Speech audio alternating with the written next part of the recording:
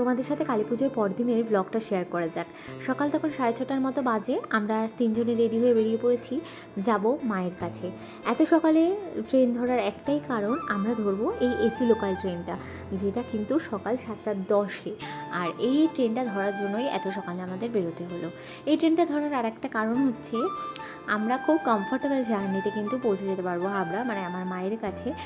কারণ প্রচণ্ড এই সময় পুজোর মধ্যে ভিড় থাকে নর্মাল লোকাল ট্রেনে। তো এইটা আমরা এড়িয়ে যাওয়ার জন্য, আর সাথে যাতে খুব কমফোর্টেবলি লাগেজ নিয়ে আমরা জার্নিটা করতে পারি, তার জন্যই এই ট্রেনটা ধরেছি। আর দেখো ট্রেনটার ফিলটা দিচ্ছে এমন তুমি কোনো এক্সপ্রেস ট্রেনে কি তুমি উঠেছো মনে হবে।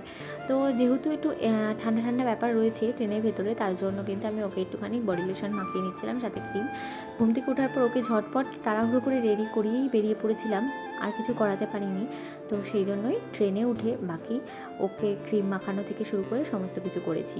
আর তারপরে কিন্তু খুব কমফোর্টেবল জার্নিতে 1 ঘন্টা 20 মিনিটের মধ্যে আমরা পৌঁছে গেছি হাবড়া, এবং মিষ্টির দোকান থেকে মিষ্টি নিয়ে প্রায় চলে এসেছি বাড়ির সামনে। এই যে মা তো দাঁড়িয়েই ছিল, অপেক্ষাই করছিল যে নাতি বাবু কখন আসবে। বাড়িতে এসে তো ভীষণই আনন্দ পেয়েছে, সেটা ওর নাচটা দেখলেই বুঝতে পারবে। তো চলো আজকের ব্লগটা এগিয়ে থাকলো, পরের ব্লগে দেখা।